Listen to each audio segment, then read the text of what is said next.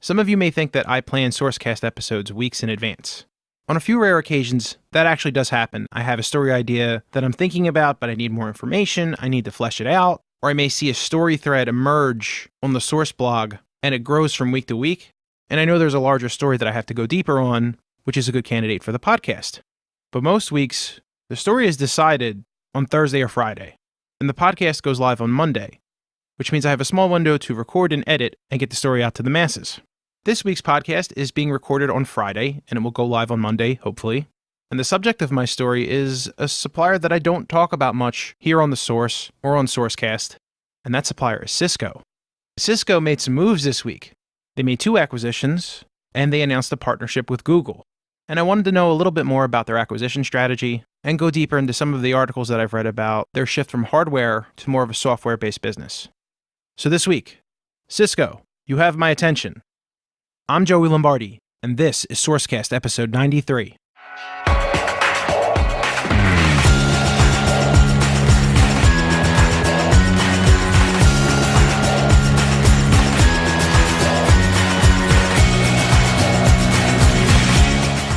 Before we get to our main story, I have an announcement and some bad news, kind of. First, the good news. I know some people aren't the biggest podcast fans.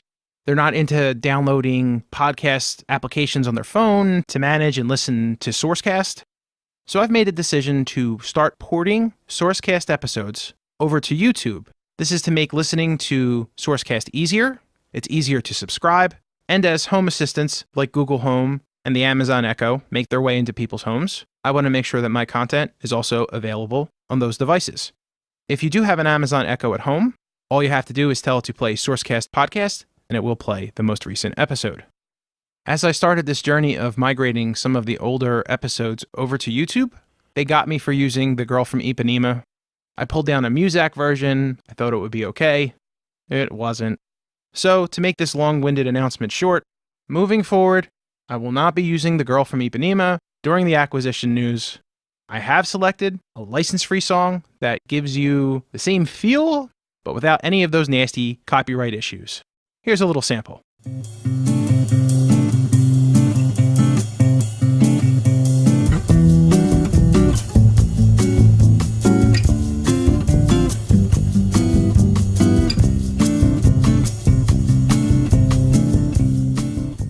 So on to our main story, Cisco. In the last week, Cisco purchased 2 different companies. One is a company called Perspecca, which is a machine learning company. NetworkWorld.com is reporting, and I quote, "One of the reasons Cisco was attracted to Perspecca is because of the company's ability to monitor data in real time. Being able to process data as it's created or very shortly afterwards can speed the time that end users are able to gain insights from the data." The terms of this deal were not disclosed. And while that's common, I think there's more to this particular deal not having financial terms disclosed, more so than in other situations. Another article that I covered this week on the Source blog was the fact that artificial intelligence experts are commanding an extremely high salary. And the reason is classic supply and demand. There's simply not enough artificial intelligence experts available on a global basis.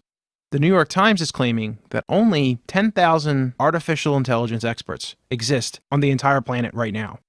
And the people that do have expertise, whether they're in the business world or in education, they're starting to command salaries between $300,000 and $500,000 a year. So I have a suspicion that this Perspecca acquisition not only has to do with gaining the assets of this toolset, but also the subject matter experts that the company employs. In addition to Perspecca, Cisco picked up BroadSoft for $1.9 billion. According to TechCrunch, this purchase gives Cisco a new way to sell its communication tools as it shifts its focus from pure networking hardware to one focused on software and services delivered in the cloud. That transition from a hardware company to a software and services-based company is very important, and I want to dive deeper into it in a few minutes. But before that, I want to cover the acquisitions that Cisco has made over the last 2 years. In February of 2016, Cisco acquired Jasper Technologies, and they were developers of an Internet of Things cloud platform. They purchased that company for $1.4 billion. In March of 2016, Cisco purchased Clicker Technology, which is an application-defined cloud orchestration platform, for $260 million. In June of 2016, they purchased CloudLock, which is a cloud security provider, for almost $300 million. In January of this year, Cisco purchased AppDynamics, which is an application performance management company, and they spent $3.7 billion. In May of this year, they purchased another application performance management company called Viptela for $610 million. In July, they purchased Observable Networks, which is a cloud security provider, for an undisclosed sum. And when you factor in these two most recent purchases, Cisco has spent at least $8.2 billion on acquisitions over the last 2 years. Cisco announced their shift from a hardware-based company to more of a software and services focus in May of 2016.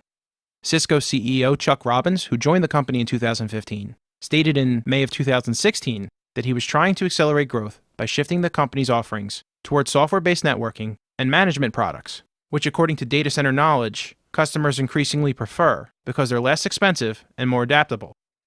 The company is clearly utilizing an acquisition strategy versus creating this technology in-house. The benefit is that they are purchasing established technology and they are dramatically reducing their time to market because there's nothing for them to develop. As Cisco is shifting to a software company, their hardware business saw a decline last year of 3% from the earlier year.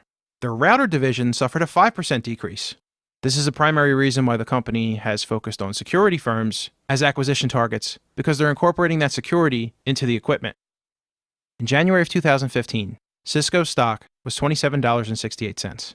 A year later and after Robbins came on board, the stock decreased in value down to $22.89.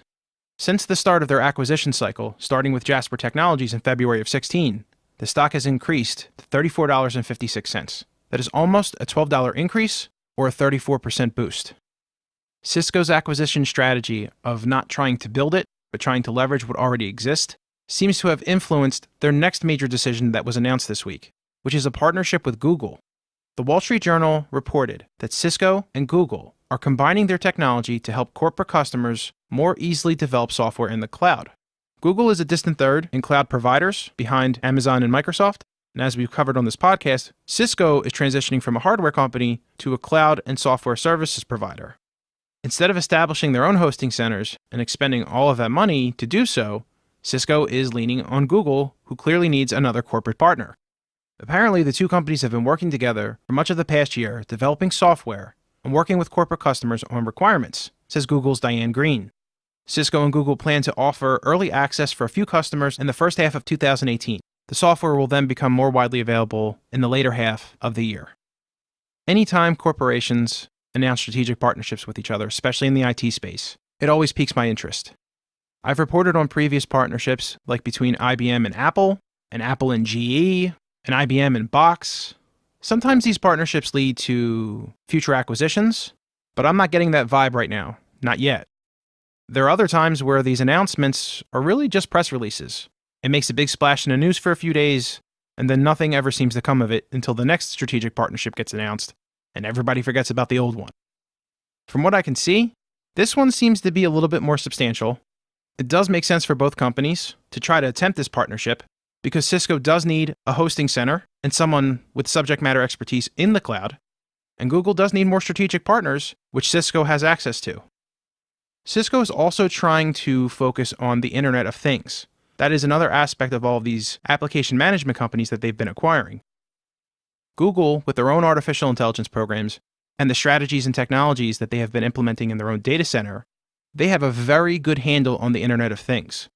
So that could also be a prime area for partnership as well. I don't know if Cisco's heavy news week was planned or if it was just a happy accident. But either way, because of the frequency of news, they've certainly gained my attention, and I'm going to be watching to see what this company does next. And that's all we have for this week. You can find SourceCast on iTunes, Google Music, and all of your favorite podcasting applications. SourceCast is recorded in Bucolic, Mantua, New Jersey, and it's produced by my dad. The outro is performed by me, Ben Lombardi, and music is provided by Patrick Lee. Thanks for listening, and we'll be back next week.